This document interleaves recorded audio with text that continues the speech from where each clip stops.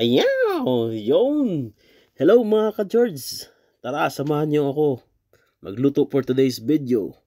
Prepare muna natin ng mga ingredients. Ayan na nga. Ayun. May garlic, may onion, ginger, toyo, tsaka oyster sauce. Salt and pepper. Naka-ready na. Yun. Naka-ready na yung kalan. Binuksan ko na yung apoy. Yun. Mekos-mekos na lang. Yan. Tsaka naka-ready na dyan yung manok. May natimplada na ako dyan kagabi. Marinated na. Hinaluan ko na lang ng paa. Kasi siyempre para mas masarap lalo. Yun. Nilagyan ko ng oyster soy sauce. Mekos-mekos ulit. After 15 minutes to 20 minutes, yun.